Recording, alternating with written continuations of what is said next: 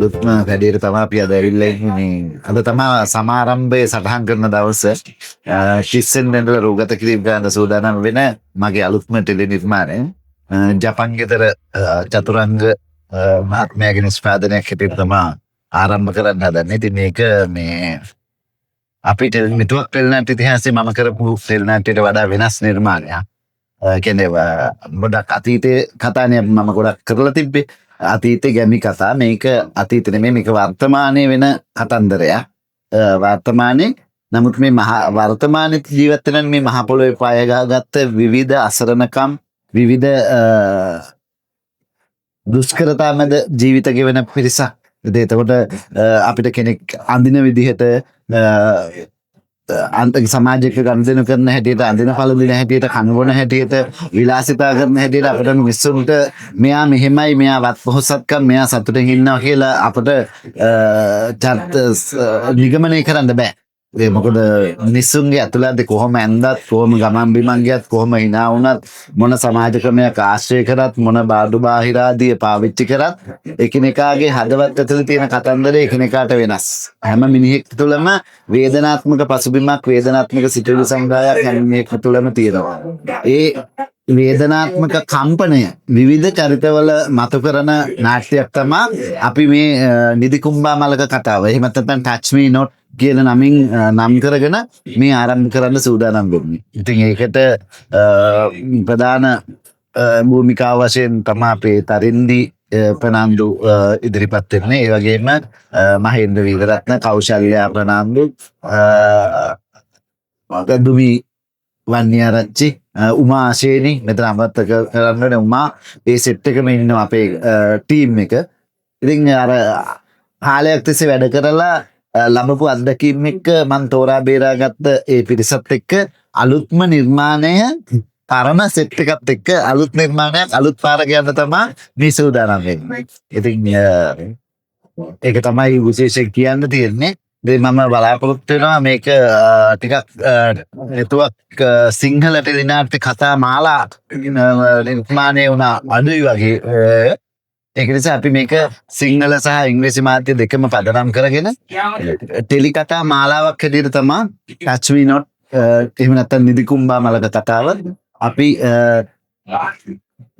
නිර්මාණය කරන්නේ. ඒ සඳහා ප්‍රස්තුතය කරගන්නේ අපි මේ ජීවත් වෙන සමාජයේ මේ මහ පොළොවේ පය ගහලා විවිධ හැඩරුව වලින්, විවිධ මාන වලින්, විවිධ ආර්ථික මට්ටම් වලින් ජීවත් වෙන අපේම මිනිස්සු.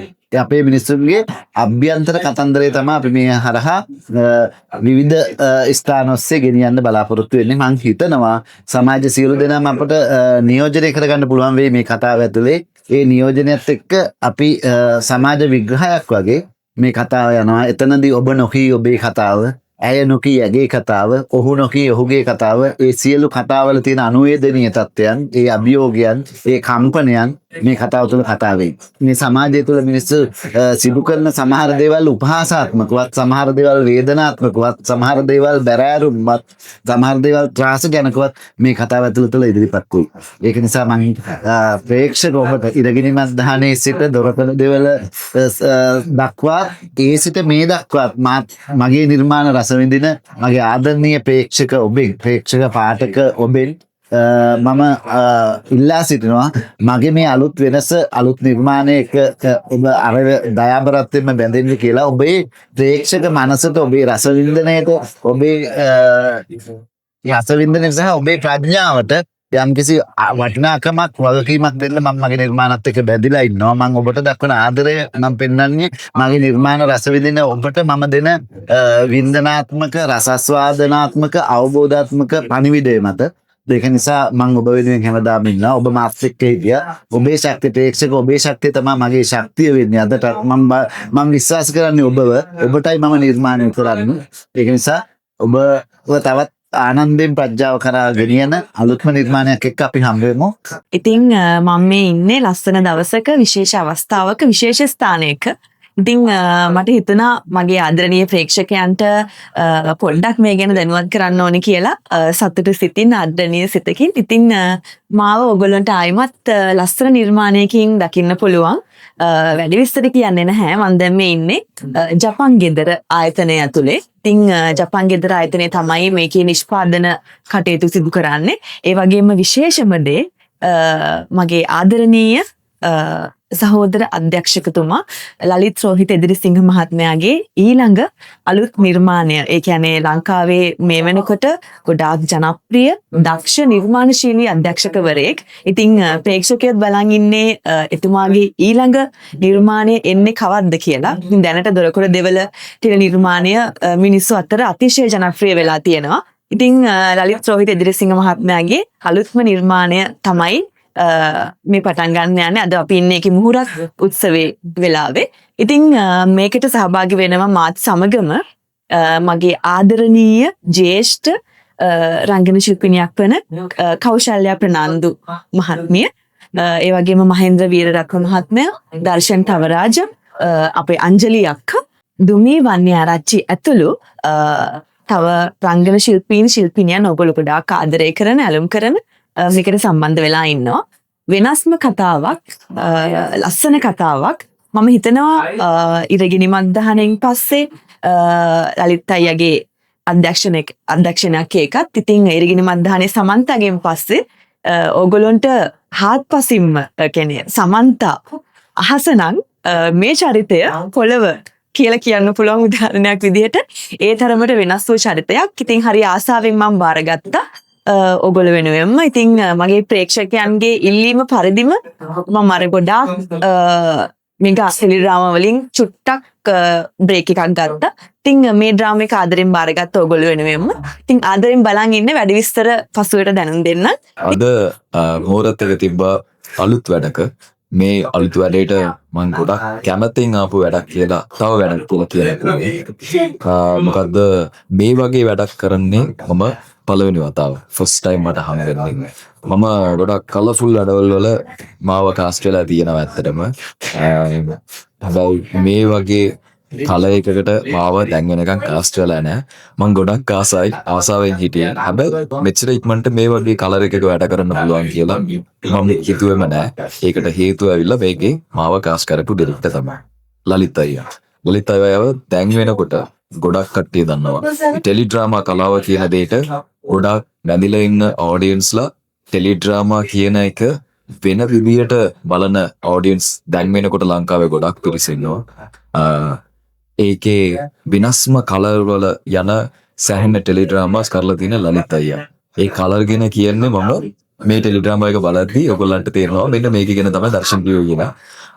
ඒ වෙනස්ම කලර් එකේ යන ටෙලිඩ්‍රාමාස් මම එළියේ ඉඳලා බලද්දී ආස හිතෙනවා මේ වගේ කලර් එකක මට රඟපාන්න chance එකක් හම්බෙන්නේ නැද්ද කියලා. ඒ ස්ටයිල් එකට, ඒ නැචරල් ගතිය, ඒ හැමදේම මම නම් එහෙම වැඩ කරලා නැහැ ඇත්තටම.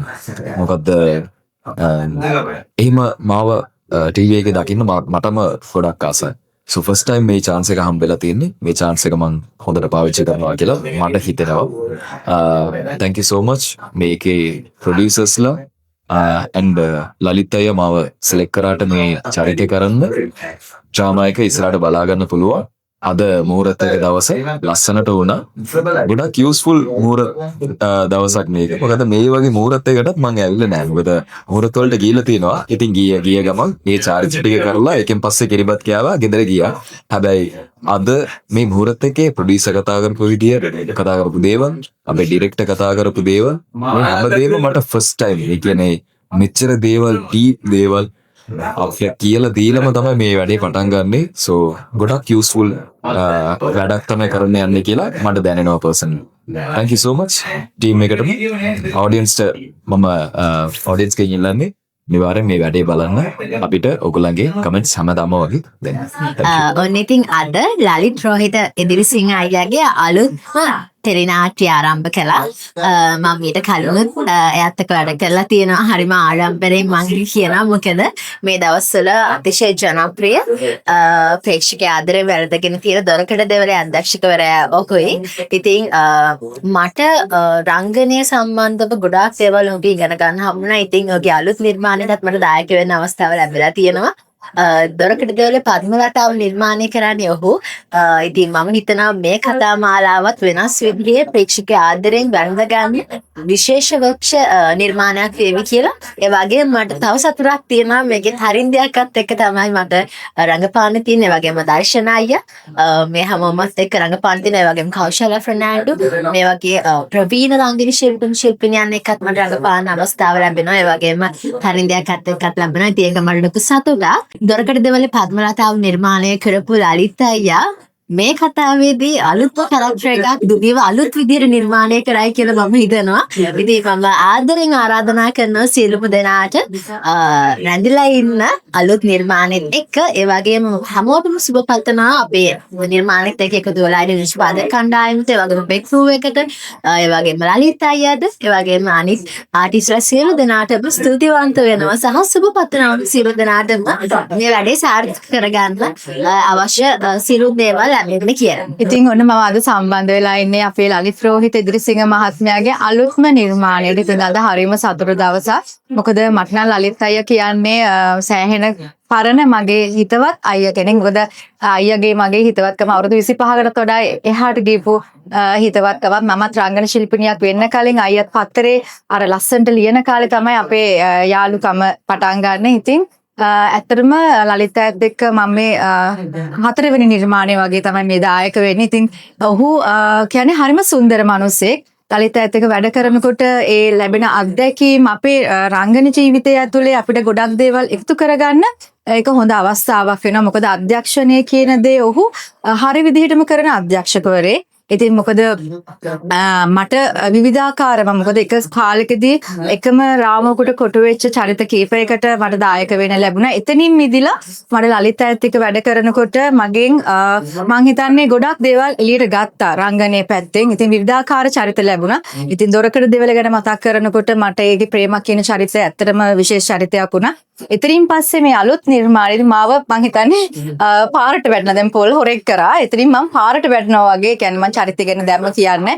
ඉතා විශේෂ චරිතයක් මට ලැබිලා තියෙනවා. ඉතින් මං හරිම ආසාවෙන් ඉන්නවා. ඒක මං හිතන්නේ අභියෝගයක් මට. මං ඒ අභියෝගය හරිම ආසාවෙන් බාරගත්තා. ඉතින් හොඳ රංගන ශිල්පිනියන් එක තමයි මට රංගනයෙන් දායක වෙන්න ලැබිලා තියෙන්නේ. මං හරිම ආසාවෙන් හිටියත් හරිදිත් එක්ක වැඩ කරන්න. ඉතින් ඒ අවස්ථාවත් අද මට ලැබිලා තියෙනවා. වගේම කෞශල්‍ය ප්‍රනාන්දු අපේ ප්‍රවීණ රංගන ශිල්පිනිය මහේන්ද්‍ර අයියා ඇතුළු විශාල දක්ෂතා තියෙන ප්‍රවීණයත් එක්ක තමයි අපි මේ අලුත් නිර්මාණයට සම්බන්ධ වෙන්නේ. ඉතින් ඒ වගේම සුබ පතනවා අලුත් නිෂ්පාදකවරුන්ට. මොකද මං හිතනවා ඒ නිෂ්පාදන කාර්යය අපිට හොඳින්ම සිද්ධ වෙයි කියලා. ඒ වගේම අධ්‍යක්ෂණය සහ අනිත් හැමදේම හරිම ලස්සනට තියෙන තැනක් තමයි මේ අලුත් නිර්මාණය ඇතුළේ. ඉතින් අපිට ඒක කතා බහේදී ඒ ඔවුන්ගේ ඇසුරේදී අපිට ඒව දැනෙනවා. ඉතින් හැමෝටම ආරාධනා කරනවා ඉස්සරහට අපේ නිර්මාණයත් එක්ක ඉන්න කියලා. ඒ වගේම අලුත් නිර්මාණයට ලලිත් අයියා සහ නිෂ්පාදකවරු ඇතුළු හැමෝටම සුබ පතනවා. ලලිත් මහත්මයාගේ කොම්බු අද මගේ ජීවිතයට අලුත් අවස්ථාවක් ලැබෙනවා ලලිත් මහත්මයෙක්ව වැඩ කරන්න. මට එක දවසෙන් කතා කරන්න මේකට. ඊයේ කතා කරනවා අද මෙහෙම වැඩක් පටන් ගන්න එන්න පුළුවන්ද කියලා. මම සියලු වැඩ ඇතැරලා කොම්බු හොයාගෙන එනවා. මට කොම්බු වලට කලින් ලලිත් ආසක්ත වෙන්න හේතුව ලලිත්ගේ වැඩ. බහු ළඟදි මතුවෙච්ච අධ්‍යක්ෂකවරයෙක් පුදුමාකාර දක්ෂතාවයන් සහ පුදුමාකාර ඇහැක් තියෙන දෙවෙනි හැක් තියෙන අධ්‍යක්ෂකවරයෙක් ලලිත්. ඉතින් මම මෙච්චර කාලයක් කලපෙට ඔක්කොම පැත්තක තියලා මම අලුත් හැක් එක්ක වැඩ කරන්න කොම්බුත් එක්ක එකතු වෙනවා. ඉතින් කොම්බුත් එක්ක මට කියපු ගමන් ඒකේ කාස්ට් එක කිව්වා මං කිව්වා මෙතනින් අර මුකුත් කියන්න එපා මම මේ වැඩට එනවා කියලා. ඉතින් මං තාම පිටපතවත් බලලා නැහැ. මට කියපු කාරණාත් එක්ක මම හිතනවා අලුත් දෙයක් කරන්න පුළුවන් චරිතයක් මට තියෙනවා කියලා. ඉතින් කොම්බු ඉතාම සාර්ථක වෙන්න කියලා මම ප්‍රාර්ථනා කරනවා ලලිත් ඇතුළු මේ නිෂ්පාදක මණ්ඩලයට. ඒ වගේම අනිත් සියලුම ශිල්පීන් තමන්ගේ උපරිම ශක්තිය ධෛර්යයෙන් මේ වැඩේ කරමු. අපි එක පවුලක් වගේ කොම්බුව ගලව ගන්න නැතුව අපි බැඳිලා මේ වැඩේ කරමු කියලා තැනට උත් සැමට ආරාධනා කරනවා. ඔව් ලලිත් කියන්නේ දැන් මට හම්බ වෙන්නේ ඉරගිනි මද්දාහන ඊට පස්සේ දොරකොඩ දෙවල ඕනම ඩිරෙක්ටර් කෙනෙක්ගේ මම දැක්ක දේ තමයි මම දැන් අධ්‍යක්ෂකවරු ගොඩක් එක්ක වැඩ කරලා එක එක්කනට ආවේනික ක්‍රමයක් තියෙනවා. එක එක්කනගේ ආවේනික රිද්ම් එකක් තියෙනවා. සංගීතය නිර්මාණය කිරීමේදී ඒ කතා තේමාවේ සහ ඒ අටිපෙළ ඒ චරිත කියවීම සබාදහම කියවීම පසුතල කියවීම වගේම අධ්‍යක්ෂකවරයාත් කියව ගන්න ඕන. එතකොට තමයි අධ්‍යක්ෂකවරයා සහ සංගීත අධ්‍යක්ෂකවරයා අතර සුසංයෝගයේ ගැළපීම හැදෙන්නේ. මං හිතනවා මේ ලලිත්ව මට කියවා ගන්න පුළුවන් වුණා. ඒ නිසා වෙන්නේ නැති මම තුන්වෙනි ටෙලිනාට්‍යයේත් ඔහුගේ සංගීත අධ්‍යක්ෂකවරයා හැටියට තෝරගෙන පුළුවන්. ඉතින් මේ නිර්මාණයක් කලින් නිර්මාණ දෙක වගේම ජනතාව අතරට යන තදින් ජනතාව අල්ලගන්න නිර්මාණයක් වෙයි කියලා මට හිතෙනවා. මේ කතාව දැක්කහම ඉතින් මම සුබ ප්‍රාර්ථනා කරනවා ලලිත් තවත් එහාට සිනමාවෙත් තවත් දේවල් කරන්න ලැබෙන්න කියලා. එතකොටත් අපි මේ සුසංයෝගය ගැළපිලා තියෙයි කියලා මම හිතනවා. ප්‍රේක්ෂකාගාරය අපි දෙන්නගේ ගැළපුම ගැන මේ වෙනකොටත් කතා කරන නිසා මම හිතනවා අපි දෙන්නම ඒ වැඩේදී සාර්ථකයි කියලා. මේ අපේ 6 වෙනි ටෙලිනාට්‍ය අපි මේ කරන්නේ. මීට කලින් අපි 5ක් කරලා තියෙනවා, 2ක් ටෙලිකාස්ට් වෙලා තියෙනවා, 3ක් අපේ තව පෙන්ඩින් තියෙනවා. ඉතින් අභියෝගාත්මක කාලෙක මේ වගේ ටෙලිනාට්‍යයක් අපිට කරන්න ලැබුණු විශේෂයෙන්ම අපේ අධ්‍යක්ෂකවරයා අපිට ඇවිල්ලා කතා කරා.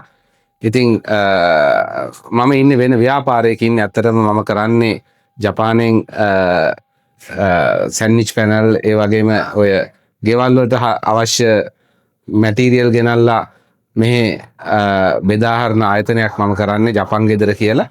ඉතින් මේකේ අපිට අවශ්‍යතාවයේ තිබුණේ හොඳ කලා නිර්මාණයක් දෙන්න කියලා. ඉතින් ඒකට ප්‍රවීණ අධ්‍යක්ෂකවරයෙක් අපිට ලැබුණ නිසා අපි හිතුවා මේ 6 වෙනි ටෙලිනාට්‍ය අපි කරමු කියලා ඉවර වෙලා.